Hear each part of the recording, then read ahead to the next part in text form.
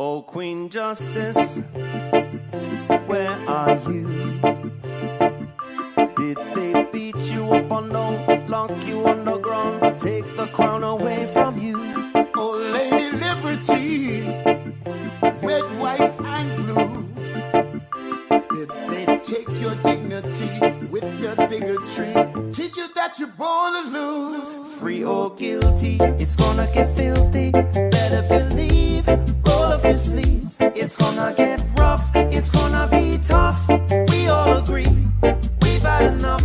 We've had enough of all the rules you break. We've had enough of all the money you make. We've had enough. No more life gets taken. We've had enough. This is a proclamation. It's been 400 years and we're 400 late. Together we stand from state to state. Going back in time won't make America great. We need justice now, people won't wait. Action, no more distraction. Every step we take, we gain traction. If it can happen to one, it can happen to all.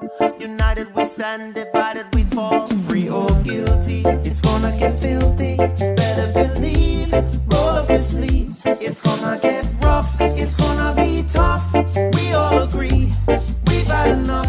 We've had enough of all the rules you were breaking. We've had enough of all the money you were making. We've had enough. No more life gets taken. We've had enough. This is a proclamation. Free or guilty, it's gonna get filthy. You better believe, just roll up your sleeves. It's gonna get rough, it's gonna be tough. We all agree, we've had enough. We've had enough of all the rules you're breaking. We've had enough. All the money you're making. We've had enough. No more life gets taken. We've had enough. This is the proclamation. We've had enough. Trayvon Martin and Tommy Rice. We've had enough. Michael Brown and Eric gonna pay the price. We've had enough. Philando, Breonna, George Floyd. What? We've had enough. So many gone. How can we fill the void? How can we feel? We've had enough. Void? John Crawford, I know you've heard. We've had enough. Sandra Bland, come on and take a stand. We've had enough. Sean Bell, what the hell? We've had enough. Freddie Gray, did you hear what I said? We've had enough. This is a proclamation.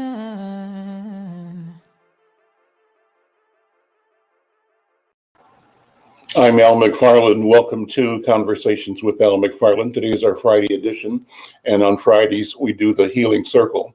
And we're pleased today to have friends from here and far joining the program. I see right now Marcus Bentley is here. Marcus Bentley, good to see you again, my brother. How are you doing, man? Outstanding. Good. We've got a special guest coming on through your good graces. So looking forward to that. And Zoe Severson is here. Zoe, how are you, my friend? I'm doing great. How are you guys doing? We're doing well. Good. Today I'm thinking about Memorial Day and remembering men and women in our lives generally that we have to sort of pay homage to and carry their memories and their spirit forward. But I'm particularly thinking about veterans and people who have given their life and their service to our country. And one of the things I wanted to do today is connect with some members. So I'm expecting several people to join the call who will talk about being a veteran and what it means to provide service to the country and how we feel about whether or not our contributions have been acknowledged, are being acknowledged, how we feel about whether and how our country has responded to us being treated properly with dignity and with respect and being given the service and resources we need when you consider the ultimate sacrifices that we were prepared to make and that many of us have made. And so I want to begin by having you, Zoe, be co-pilot with me. I see Dr. B is here as well. Thank you, Dr. B, for being here. But to have you co-pilot the session, because what we've been doing is talking about using the healing circle as a process. So I'll have you sort of explain that, and that'll set up the dynamic and the protocol for us all connecting today. Zoe, how are you doing again? And I'm passing the talking stick to you. Okay, thank you. So first off, the talking stick is what we use to allow each person in a circle to have the floor and to hold that energy, and so we don't all talk over each other. So that's basically what that talking stick is about.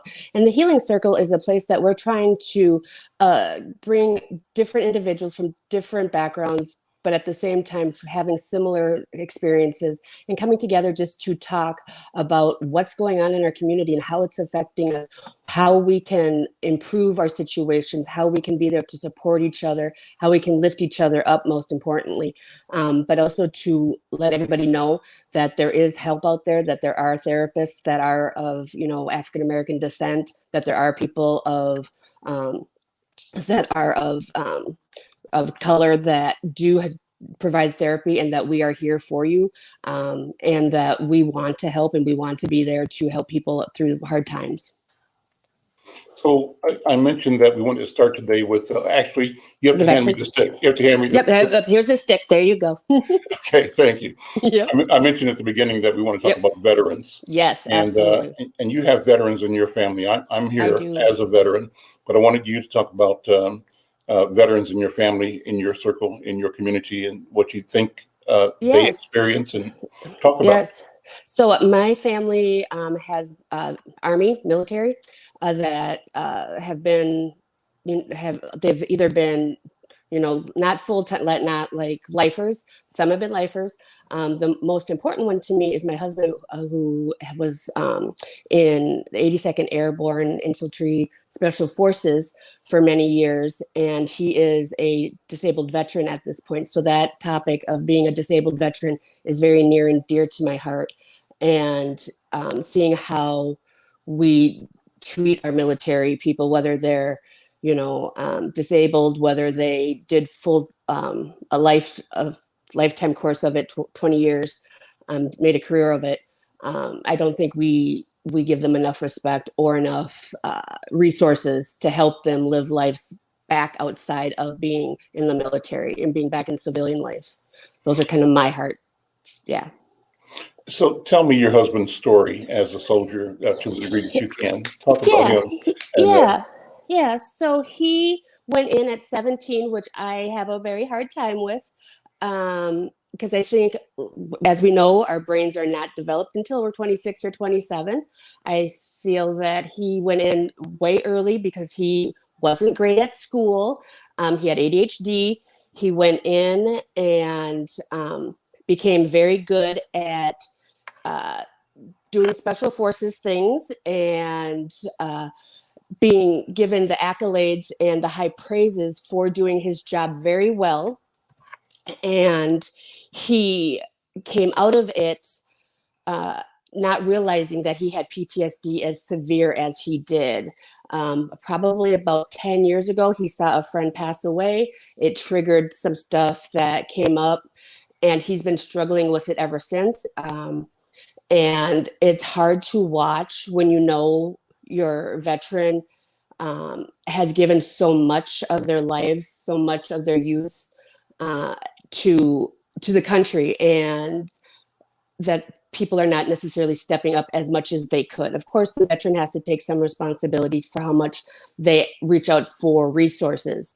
But when our community doesn't kind of push and hold them and say, yes, what you're feeling is normal. Yes, flashbacks happen. Yes, you feel like you're kind of a fish out of water when you come out of a service. Those are normal things. When you don't hear those things, it's very discombobulating, and it's very hard to know that these things are normal and that there is help out there. You feel like you should suck it up, that you should keep pushing forward, go forward, man, do it. You got this, just do it. Those kind of things. You're military, and that's just not the case. You do need help, and being a military person, asking for help does not mean that you're weak in any way. And I pushed very hard for several years prior because I saw some signs because he had some anger stuff.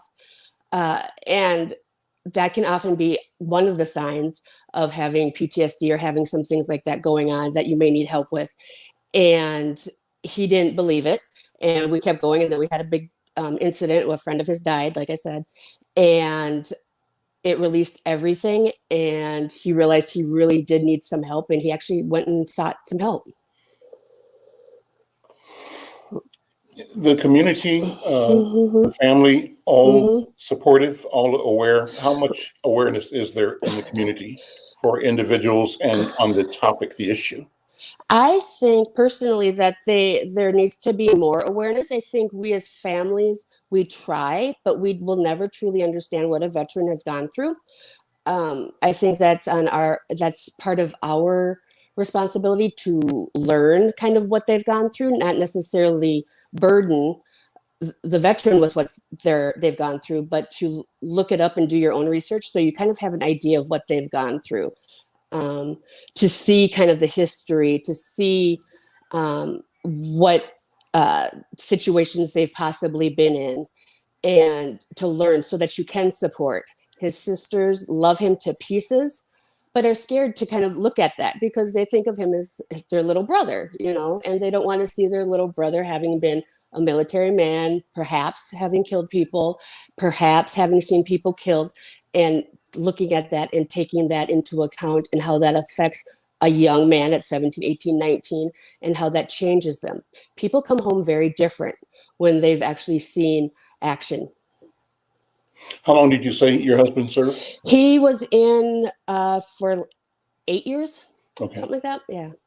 Well, let me say on behalf of other veterans and on behalf of our community, my family personally, I thank him and thank you and your family for the service to the country and for the investment of energy and goodwill and faith and courage to serve on our community. And I say that I believe, we simply owe it to ourselves to have this conversation more regularly, more Yes. broadly, more Yes. deeply, and Yes. with more compassion, recognizing that our people have been, in my view, the greatest patriots.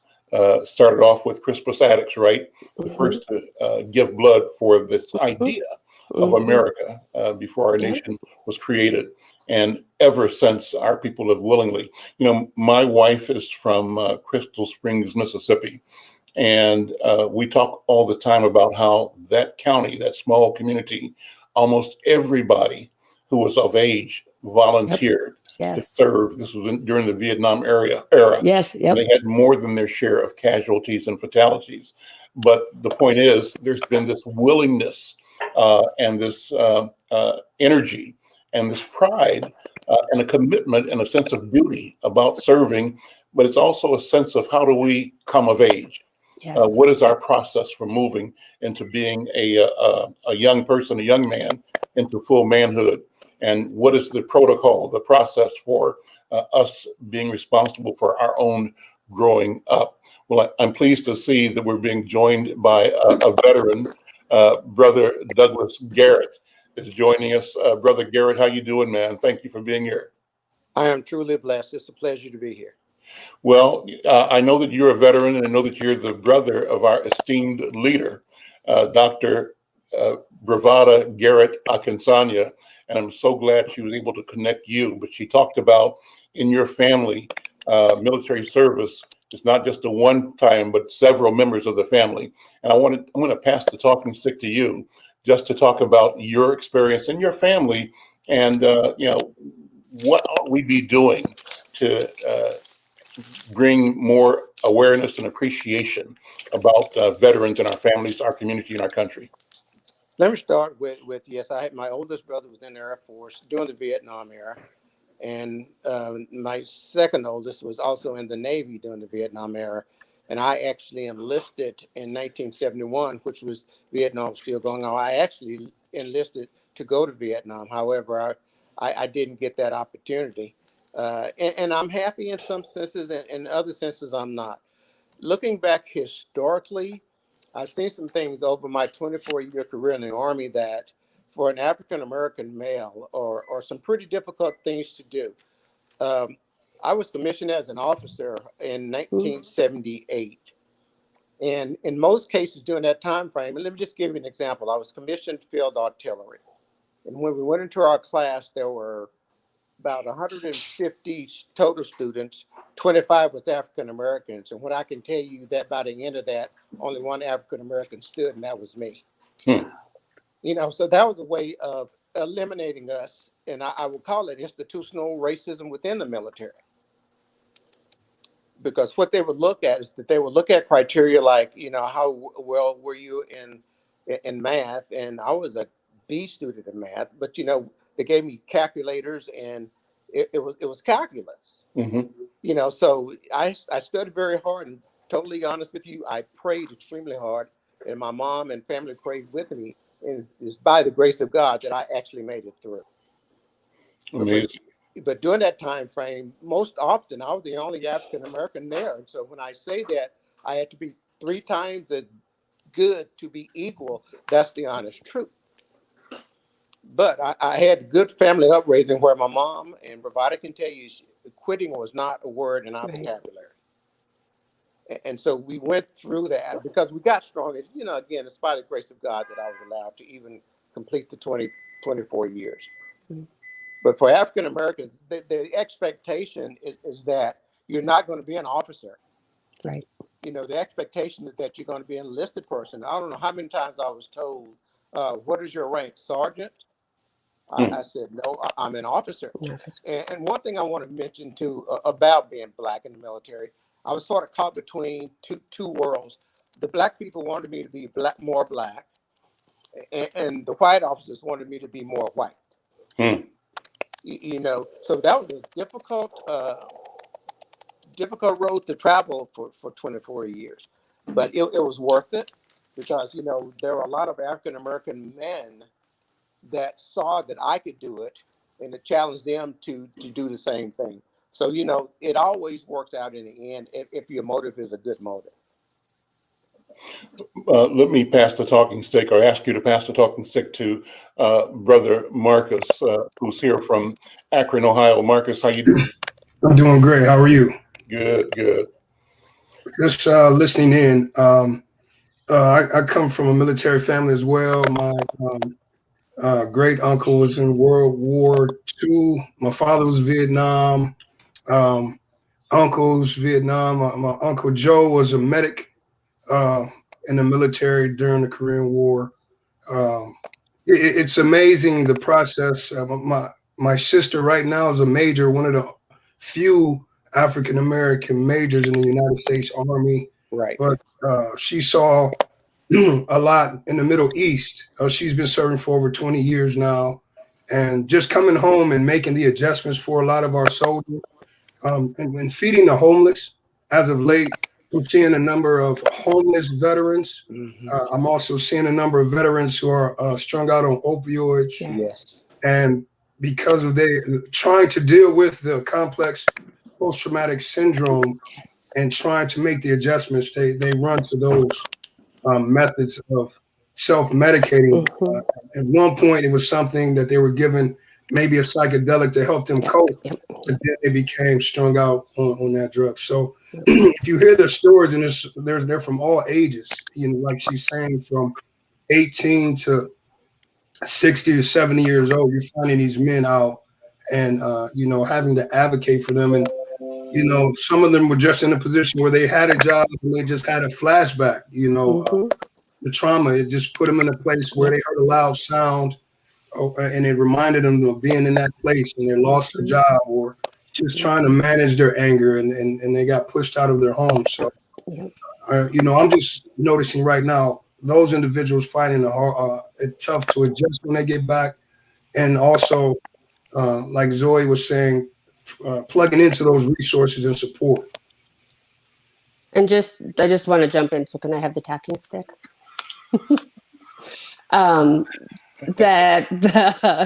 As far as for because there are so many veterans that need help in getting connected to those resources, and that it's really hard for them to get disability when they actually do qualify for it, because there is a lot of disbelief that they do have it, and they do. And there's a lot of paperwork that the system makes them go through, which they're not always able to do because they can't focus, because they're too strung out, because they're too angry, because they've got bills to pay. And they make it extremely hard without support to even begin to get put on disability, which they often really do need because they can't function. So I just had to say that. Sorry. Pass the stick to whoever. Pass it to Dr. B, please. Yeah. Thank you for the stick. And I really want to welcome my big brother, Douglas Garrett, here with his expertise. I'm just so pleased that we are honoring veterans today in our conversation around the Healing Circle. I'd like to talk about veterans from the perspective of examining veterans in their efforts to get disability. Because one of the things I'm agreeing with Zoe, that they make it extremely difficult to for them to get disability. And when I do veterans assessments, their folders are like 5-6 inches thick with all kinds of paperwork, and you have to review all of that material.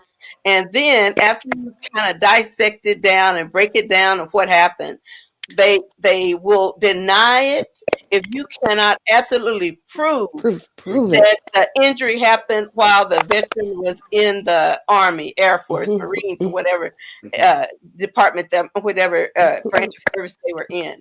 And so I found a lot of veterans get very disheartened because they know they're wounded, and it's already hard for Black folks, especially Black men, to ask for help. And then you have to come back and beg over and over and over again before they will give you, you know, what you perceive as something very needed and very due to you. So I just want to say right now that there are a lot of veterans walking around who probably did get PTSD in various areas of service, who did get injured physically or emotionally, and who still need that help. So I just want them to be encouraged, because just like I did that psych eval, sometimes you get warrior writers like me who will go to the hill to keep fighting for you until you get what we know you need. So you're not alone, and there's space for you to get support. So I got the stick. Looks like I'm going to hand it back to Al. You got the stick, and Thank you. Thank you. I see we've also been joined by my friend and our colleague, Dr. Peter Vincent Hayden, who's the founder and creator of Turning Point. And Turning Point is a fabulous resource in our community, pioneering in the area of culturally specific training and programming and therapies for our people, particularly focusing on alcohol, drug and other substance abuse, but beyond that, modeling ways to engage our people. His models have been held up around the country, I dare say around the world, to bring attention to the need for our people to bring our own story and our own approach to analysis and solution finding. Dr. Hayden, thank you for being here. I know that you're a veteran like me, and love to have you jump in the conversation, share your thoughts about how we memorialize the work, the input of our people. Yeah, well, thank you, Al, for having me, and guests, family members, Dr. B. As we sat around the table, I was talking to Al, and I'm glad you just asked me to be on so much, because around Veterans Day, because I was saying to Al, y'all, that we're treated one way when we're in the service. We're there to protect everyone here so people can have freedom of speech. But when we come out, and I was in the Vietnam era, when we come out, we're nothing. They didn't give a parade for us coming out because they didn't feel that the war was worthy. And my point is that how worthy am I if you don't see the worthiness in me? I left 23rd and Vine. I left North Minneapolis to go all the way to Vietnam, Korea, Okinawa, Georgia, and Kentucky. But yet and still, I'm supposed to be okay when I'm treated the way I am. And how do you, and I think Dr. B was sitting on it, I understand post-traumatic stress, but sometimes you don't know that you have it. Exactly. Because you're working so hard to be who mom and dad told you to be, the community, the village told you you should be. So I'm quite sure I'm going through it or whatever the case is, but my village needs me even now. When you think of fighting a war and you think about coming back home and the turnaround that you get where you're nothing, you protest because you have the right to protest. That's what you've been taught. And then someone else says, I have the power to take that away from you. And so being in the service did some good things for me. I went in as a boy and I came out as a man. No questions. Everything I was taught growing up in Kansas City on Vine Street in my village, I paid attention to that. So when I come out of the service, it's how you act that I say, yes, sir, yes, ma'am, too. It's how you act, not how I act.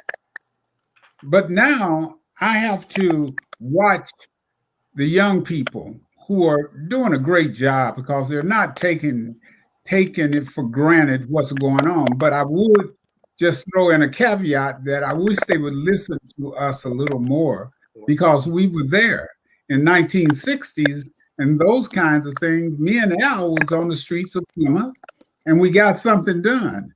But it's almost like today, you don't have nothing to say. Go and get in a corner.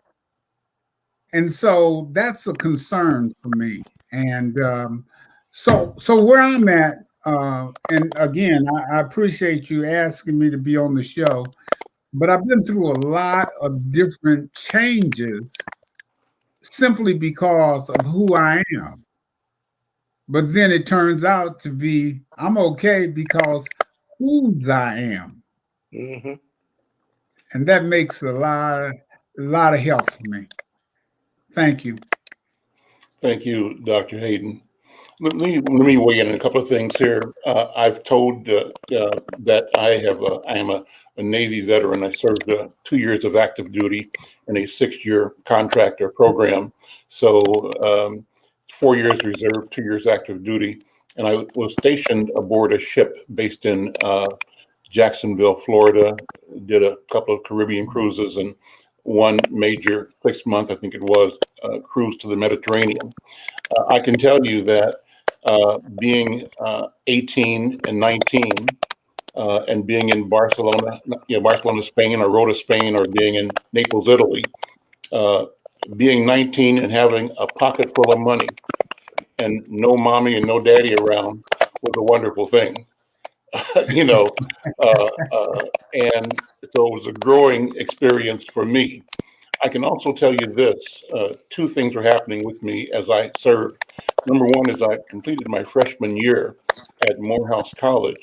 And though I had enlisted in the reserve program when I was in high school with the idea of finishing college, then going maybe for an officer opportunity, I had a change of heart and a change of consciousness about what our country was doing and represented in the world. And I had a change of heart about what I believed was the contradiction. On the one hand, we talked about, democracy, freedom, equality. On the other hand, we didn't practice that in our own country. It was obvious that our people have been consistently and unfailingly denied and discriminated and marginalized, and that it was institutional in nature, it was cultural in nature, it was the environment It was actually the definition of the country that was the wealthiest country on the planet, and that wealth, in large part, owing to its theft of life and labor of African people, theft of property from the indigenous people, and its practice in international colonialism and imperialism that served to deny development of people around the world, primarily people who are black and brown, for the enrichment of European and white supremacist policies, practices, institutions, nations, and states. So I'm having this awareness from being a student, a freshman at Morehouse, and as part of my general development and seeking to understand what it means to be a human being, to move from being a 14-year-old to a 15-year-old and read and learn, a 16-year-old wanting to find a way, a pathway, a 17-year-old believing that the military service was a good idea and a way for me to move and be able to contribute both to my family's identity, to develop my own identity, and to show myself worthy, right, before the community and before my country, etc. But then in the process, on the journey, continuing to learn more about the dynamics of power, the dynamics of race, the consequence of race and racism in our country. And as I said, in my mind, becoming awakened, read that kind of radicalized as a freshman at Morehouse College in Atlanta. And as a consequence, I stopped going to my regular weekly or monthly meetings. And as a consequence of that, which I signed the contract for, at some point in time, you had to go straight into active duty. That was a term that I had submitted to when I joined it as a 17-year-old. That's why I was on active duty. So I had two feelings about being on active duty. One is that I loved being in the Navy. Actually, I did. I just didn't like what our country represented at the time. And to say that differently, I like what the country held as a possibility. The promise of democracy, fabulous and beautiful, but the reality of the disparity grated at me on the inside. And so that's where my contradiction and sense of contradiction emerged. And so I loved being on the ocean. I loved traveling, and I loved the relationships that I created with fellow military people, all commonly focused in this chain of command to serve the country, to learn, to develop, to defend the country. But Peter, I can tell you that the only fighting I did, and Brother Douglas, the only fighting I did was when we were on shore duty in Mediterranean ports, and plenty of beer, plenty of liquor.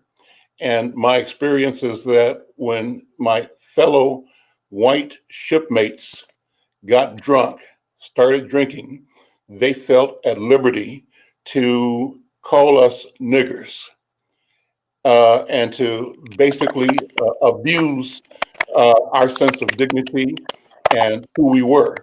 And though I was on a ship that had only 6 Black people, we had an agreement among us that we simply wouldn't stand for it. So if you threw down that way, we threw back. And in every port, we Black soldiers, military sailors, fought with either people on our ship or other ships. And the reason was always the same: them approaching us with some kind of lunacy, reflecting their sense of privilege and authority and their sense of supremacy, and reflecting our refusal to accept it. If this is where it has to go down, this is where it goes down.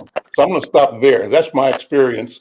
And so it leads me to still say that the positive of that is something that I still believe is of value. And so I've become an advocate for military service, despite the contradiction that I described.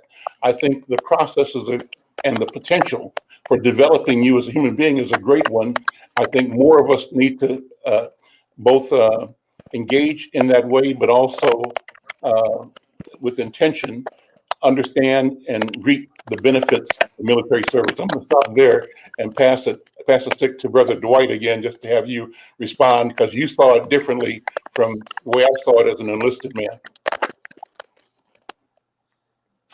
You mean Brother Douglas? Brother Douglas, I'm sorry. Brother Douglas, yeah. Certainly. You know, coming in the military in the 70s, especially, first of all, you got to understand that being in the military, although great, it's a reflection of American society. So the same people you see in Georgia, the same people you see in West Texas, West Texas are going to be the same people you see in the military. It's just that the system disallows some of the overt racism that we see out in society. However, when they do get drunk, when you do go to the club and that booze starts talking, then that true person comes out. But that true person is also your. Uh-oh. That's lost him. Well, he'll probably come back in a second, you know. And Marcus Bentley, why don't you take up from there? I mean, or Dr. Hayden, you know, what are your thoughts about my observations? I was thinking, you know, I'm torn at this time as well. I've always been torn, even though I come from a military family. Once again, my sister's a major at this time right now, preparing, I believe, to go overseas. My son wants to go to the Air Force in October. And, you know, I love my country. I look at all the sacrifices that all my family and all of our ancestors and all of the elders made to be such a part, to fight, to be a part of a place that doesn't want you in many aspects. And my white brothers and sisters can't imagine every day I leave, I have to be aware of this every single day. And for my son to decide, and he's still torn, and I'm torn, and I'm not going to stop him. And I heard what you said about the value of developing, and it's a lot of dignity in serving the country. I'm torn at it. I'm very torn on how the number of the elders talk about how they've been treated, how they will be treated. You see in the media soldiers with their hands up, devalued and sprayed in the face. You see the impact of the post-traumatic syndrome, the complexities. I remember years ago, there was an individual that just went on a shooting spree because he felt the pressure of the injustices and the systematic racism. And I believe he ended up setting himself on fire out west or something. I can't remember his name exactly, but these kind of things concern me. I love my son. He graduates next week, and that's his plan. But I'm torn. To be honest, I'm torn to the level of a little doubt here on whether he should go or not. You know, and I believe it's just this feeling I have. And how will he be treated when he comes back? And he saves up his money, and he has this nice car, and he's driving somewhere one day, and he's just looking just like another one, you know, just like another nigga to them, you know. So I have those concerns, man. I'm just going to be honest with you. Dr. Hayden, what do you think?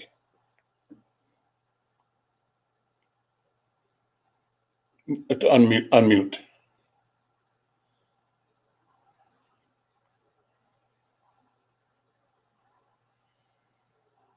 You know, we can't hear you yet, Peter. You have to unmute your audio. There you go. Can you hear me now? Yes. Sorry. I think we would all have the same answer, no matter how old we are, what time we was in the service and things of this nature, because you have a brother periodically that's about 100 years old. Mm-hmm. And he was in the service, and basically the things that he was saying then were the things that we said now. I was thinking, Al, when you was talking about the fighting, because when I went to Fort Knox, Kentucky, that was basic training. The first fight I got into before the next day of orientation, and then you were truly in the service. It was a white boy, man. We just had to go down, and I was in the service with a whole bunch of brothers from Chicago. And so it was like we united real quick. But that's just the way it is. And like the brother said, sometimes you don't even have to have the liquor in you. That's just the way they feel, you Mm-hmm. know, and it comes out. And then the last day of basic training, the sergeants left the compound. So everyone you had an issue with, it was on, you know. But that's the way it started out. But it let you know the reality. You might be in the service, but still there are some oppositions to who you are and those kind of things. And now there, if you look at what happened on the 6th of January, you see what's going on. That's the deal. And these a lot of service people, high ranking people. But I see Douglas is back on, and so Douglas, I'll step back so you can finish up.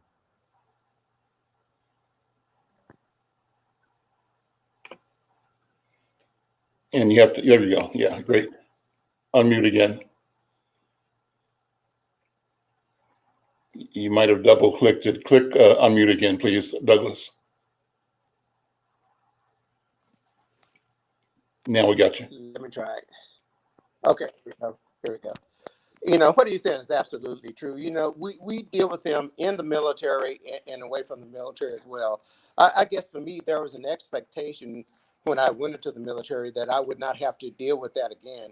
But that came out, you know, that was untrue. You have to deal with it in a different type of way. Like I'm saying, you know, when it's covert racism, then, you know, that you can sort of understand. But when it's overt, then it sort of strikes home for me. But in the military, for me, I think there is that expectation that we won't see the type of racism that we would see, especially in the South.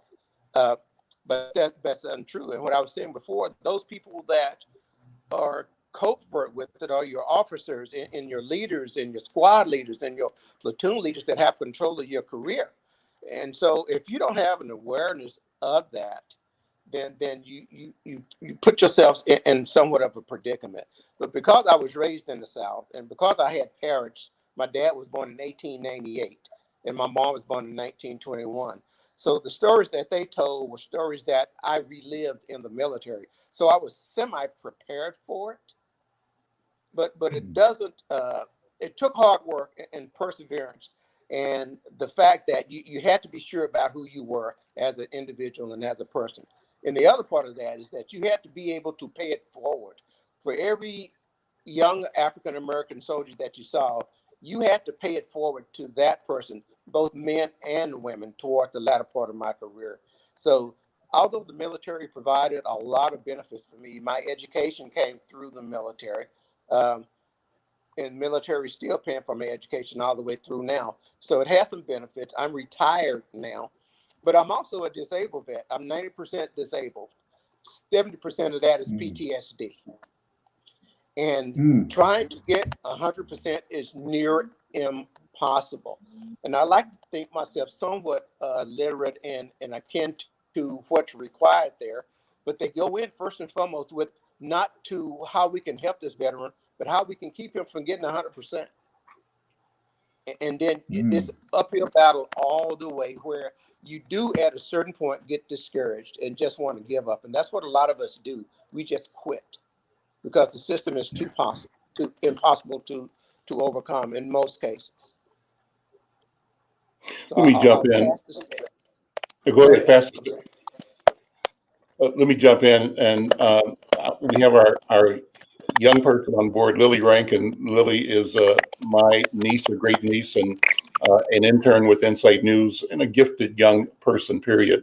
And Lily, let me ask you just reflections on the conversation and on the topic as a 10th grader, as a 16-year-old. And I wonder how you and your generation are and whether you and your generation are thinking about the military. Is that on your radar? Do you hear kids talking about it? What are your thoughts, Lily? Yeah. So it definitely is a topic that's brought up. Because of we are not middle schoolers, we're high schoolers. And as soon as you turn 18, you can go into the military. And for my age group, we turn 18 next year. And it's an interesting topic. I've had a few people talk about it. And there also are like little things that teachers will do, or like people will come in and be like, oh, this is a thing that you can do. People's families are in the military. I have a few people in my family that are in the military.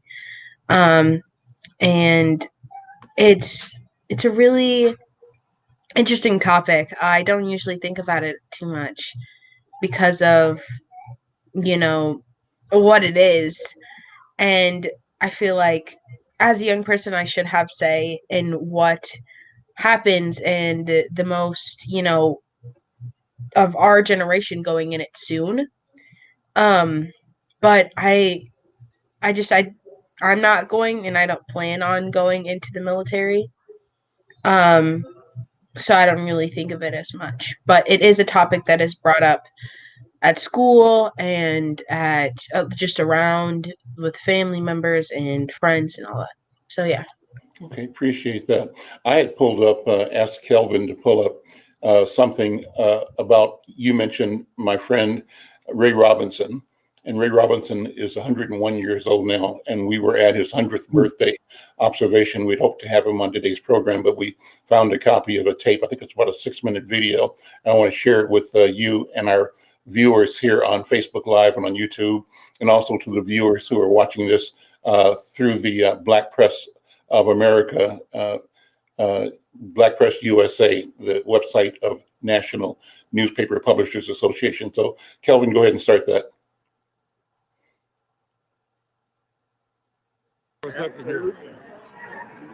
Ray Robinson, you are, in my book, you know, a hero. I think in the book of everybody here today, everybody's already known you a hero for your service to our country in World War II. But I think the story really is about your entire life and how you've been selfless and visionary and compassionate and instructive and a guiding light for everybody that's come in contact with you. So first of all, happy 100th birthday. Thank you so much. And thank you very much for that, Al. You've always been a friend of mine. Thank you very much.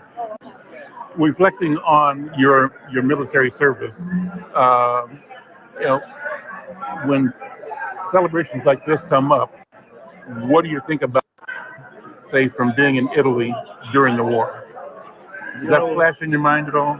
All the time, Al. It's a really great question. Mm-hmm. Because when we landed in Livorno, we heard shots from the big gun. I just knew it wasn't going to be a happy ride. Mm-hmm. And I lost one of my best buddies. I might have mentioned that to you in a conversation once before. Yeah. But thanks to the good Lord. You landed with the LST? Were you on the LST? Yeah, so that's right. Landing from the sea to the shore. Under fire. Under fire. Mm-hmm. I mean, and was it daytime or nighttime? What was it? It was daytime. Daytime, okay. And I had no idea that I would ever make it back here to the American shores. Mm-hmm. I never thought that. Was that more horrific? Than once I thought I would die. Okay. More than once. Mm-hmm. And I saw so many good buddies of mine who didn't come back. Mm-hmm. And I thank the good Lord for that. And I've said to numerous people, why am I still here? Mm. And all of these great guys are gone. Mm. I think about it all the time. Mm-hmm. And so it was a great ride, Al. I made it back here. My mother didn't want me to go. Mm-hmm. And more than once she said, why do you want to go fight for a country that is not fighting for you? Mm-hmm. Because at that time, racial segregation was brutal. And living in the South, like I was in Texas, mm-hmm. I got a full blast of it.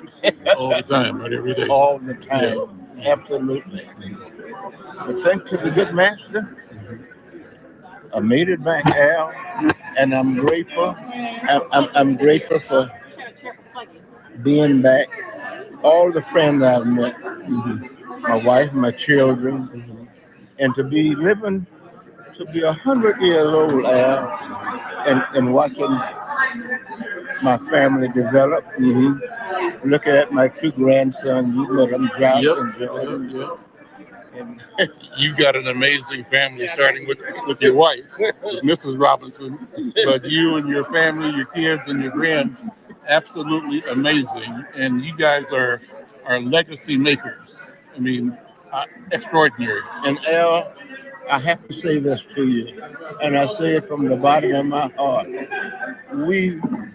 My family, we are fortunate to have you as a friend. Mm-hmm.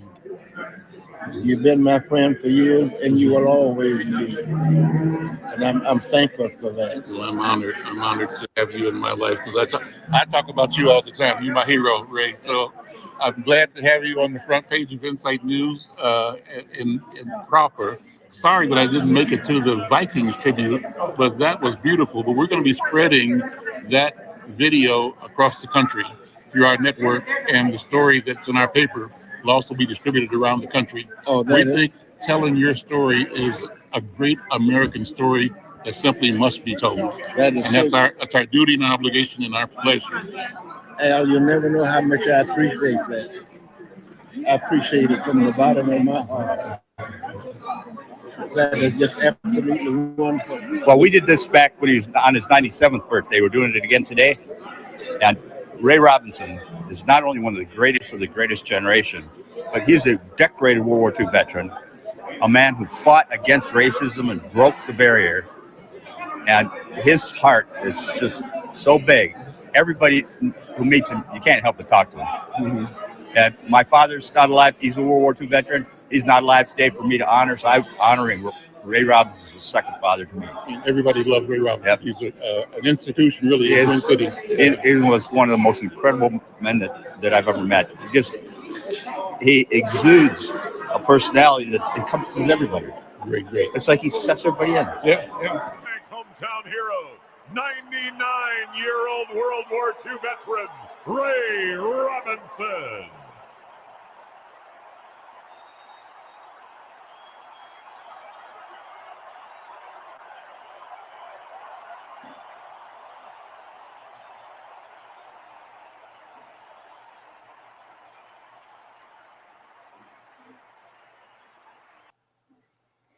Wow, Yeah. Isn't that amazing? Isn't that something? Yeah. Peter Hayden, what do you think? Man, he's just such inspiration, and we need our community, the people of our hue needs that, because I got so many things out of that. Just the fact that he's 100 years old and he still was in his right mind. That, and then I also got out of it, I might as well hit 100 too. Because it was somebody who looked like me. You follow me? Mm-hmm. And I was going to tell you that when I went to Fort Gordon, Georgia, I went to intelligence school. I was a 723.10 if anybody was in the Army, and that's a cryptographic specialist. And so when I got down there, almost all the guys I was in basic training and communication school all went to Vietnam. And I found out through a leak that my name was Vincent L. Hayden. And most everybody's other names was Johnson or Washington or whatever the case is. I'm telling you, man, the racism was there when they were sending people to fight the war. So your name being Hayden meant what? Hayden was not a black name. So you didn't get it that way. There you go. Hayden, they saw Hayden as a German type name, a white folk name, some kind of way. We have to look and see how things, because the brother Douglas was talking about how even being an officer in the service, and now he comes out and 80% of his piece is PTSD, he's still treated horribly. you know, and just, I know somebody's probably laughing and saying, man, you must be crazy. They just did alphabetical, and that's why you went to Korea and you went to the other places you went to. Because even when I went to Vietnam, it was only for a week because I played football, and the Eighth Army was losing, and so they called me back. And but I mean, I'm just telling you, there's little bitty craziness that's going on, even when you talk about your name. And then when we started to change our name because we knew our motherland was our name, oh, that's when they really had a problem because they knew we were getting back to who we were. Dr. B, what do you think? Yeah, unmute, please. Unmute. You have to unmute, Dr. B. I'm unmuted. I was really just saying amen to my brother Peter, and I wanted to kind of get rid. I see our time's almost up, so I wanted to take a moment just to read this short poem in honor of our veterans. It's by Langston Hughes. It says, "I too am America." He said, "I too sing America. I am the darker brother. They send me to eat in the kitchen when company comes. But I laugh and I eat well and I grow strong. Tomorrow I'll be at the table when company comes, and nobody'll dare say to me, 'Go eat in the kitchen then.' Besides, they'll see how beautiful I am and be ashamed. I too, my Black brother and sister veterans, I too am America. Thank you for your service." That's amazing. Wonderful. Wonderful. Back to Brother Douglas. So, impressions, feelings, thoughts, reflecting on Ray Robinson and the things he talked about and the things you've talked about already.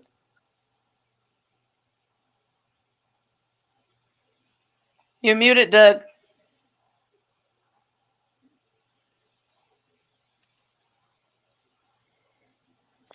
There we go.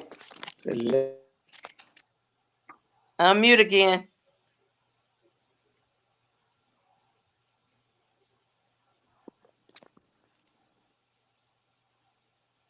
Don't hit it twice. Just hit it once. You're still muted. There we Good. Don't touch anything. Oops. Uh-oh. Did it again. Now you're good. Yeah, no, I'm trying. Now you're muted again. Lord. No. There you go.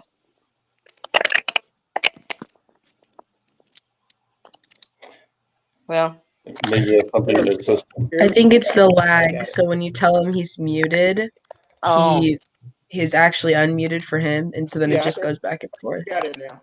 Okay, good. We can hear you. Yeah. Okay. Listen, we had a gentleman here by the name of Richard Singleton that was 112 years old. That was at that point the oldest World War II veteran living, and he just passed, I think, a year and a half ago. And I had several opportunities of speaking with him.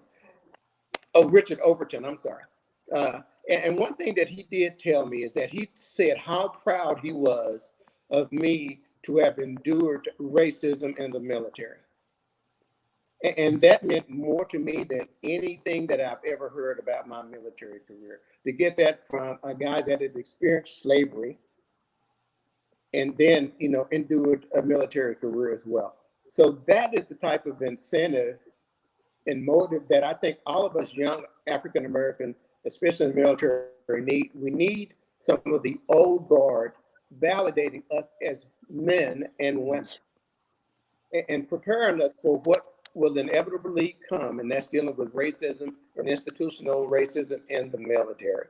I was very fortunate to have survived it, but it came with the price.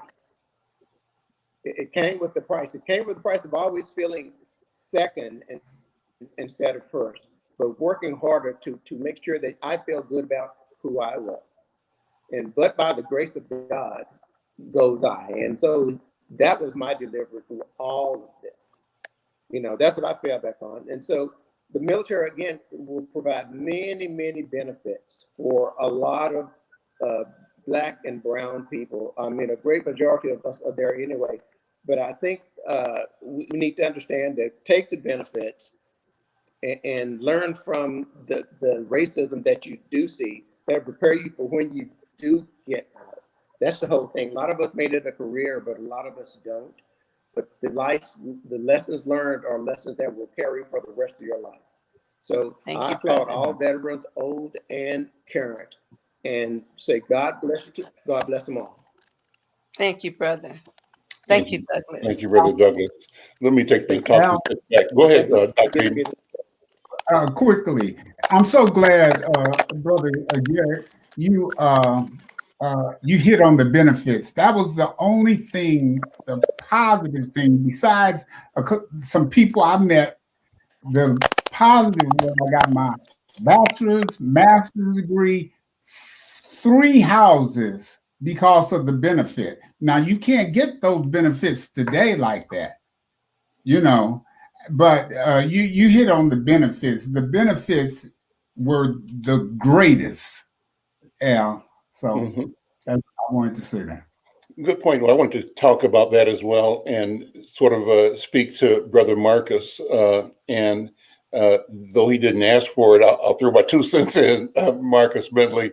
You know, I tell all of my friends and I tell my family members and Lily's generation, think seriously about military service. I think it's a good idea. And if it isn't on your mind, you know, be open-minded. Service is important, however you choose. Peace Corps, teaching, being a physician, being a minister, being an actor, being a journalist. Service is the key. How do we make sure that we develop ourselves so that we are of value? We are of value, but we demonstrate the value that we bring and the potential. We acknowledge the presence of the Creator in us, and we are activated, motivated, right, and demonstrating purpose and passion in all we do. And I say that the military service is one place where we can develop and hone those skills, those gifts, those abilities. So I really, really, really encourage our people to talk about the military, to talk about the good times, and even examine what was rough, but how we have overcome there as we have in every other arena.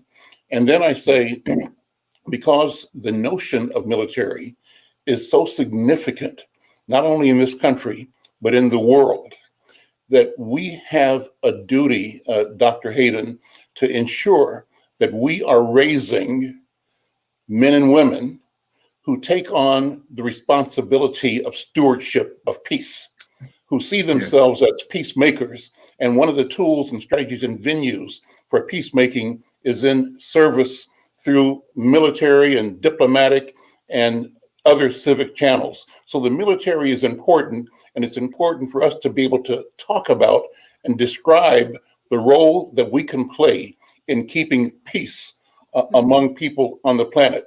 And as we keep peace, we exercise a commandment that we provide stewardship over all of creation. That's what I think.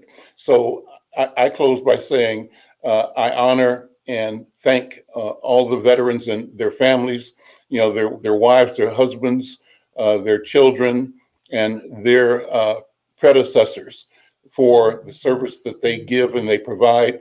And I encourage those who have an opportunity to consider, to consider that and to embrace it and to figure out how do we bring our best and create a world that reflects our dignity by having taken this step into this apparatus, which is massive, important, but malleable. Nobody owns the future. We can own it, co-create it with everybody else. So that's my take on that, my 2 cents worth. We're out of time. It's been a good conversation. Any final words? I'm going to pass the stick around one more time and pass it first to Zoe Severson. I just want to say that everybody, happy Memorial Day. Thank you to all our troops, to all our servicemen and women, our veterans. Be safe. Remember to take care of yourself. In peace. Passing it. Passing to who? Why don't we go to Lily? Hi.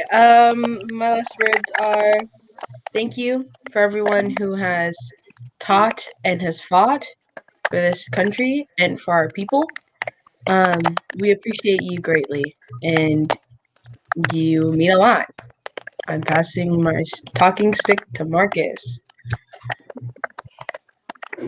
Also, ditto, thank you for your service. Thank you for your commitment. And I pray for healing. And pass the stick to someone. I pass this stick to Brother Douglas. Yes, so thank you so much for your service, and realize that at this point, the battle is not over, it's only begun. And we need to stay focused on the future of African-American men and women in society. God bless each and every one of you, and y'all have a wonderful holiday. Thank you. And who are you passing this talking stick to? I'm gonna pass it on to my sister. Oh, okay, thank you, Douglas. I also want to say thank you to all the veterans, especially Brother Al, who keeps all of us in his heart. And I also want to say thank you to all the sisters who served in the military. And I want to make sure that we know that in between having babies and still being in the military, you had a little extra double duty. And we want to make sure that we lift up our sisters and just making sure that everybody who is a veteran within earshot or loves a veteran within earshot knows that we are honored to be a part of that larger family in this country. And I pass the stick to my other brother, Dr. Hayden. Thank you, Dr. B. All of you, I just want to take one time, Marcus, and say, be a part of your son's life if he goes in. Because what happened to me was that I didn't know, I had not planned. I just wanted to go into service. I hadn't planned.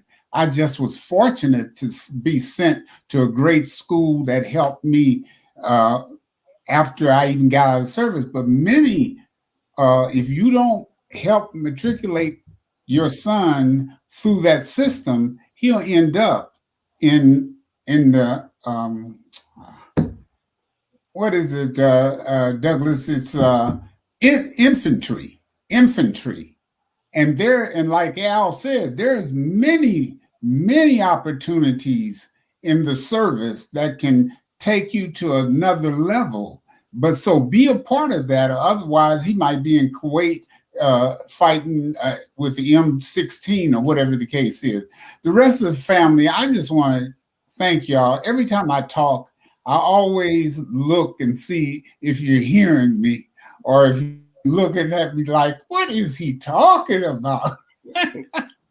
So thanks for that opportunity. And the thing I would say this, we need to be every place they are so we know what they're doing. Okay? Because it's like being on what do you call it? On a jury. It's not enough of us on the jury. And so they do to us what they want to. So thank you again, Al. I really love your heart. You are my brother. And just keep pushing us, because somebody needs to do it. Well, I think you said it all. Wherever they are, we are. And we have to be everywhere. Listen, what a wonderful conversation. And just happy Memorial Day. Celebrate and remember all of those who've gone before, and remember all of the great things about our experience, and just enjoy. I'm Al McFarlane. We'll see you next time. Take care. Bye-bye.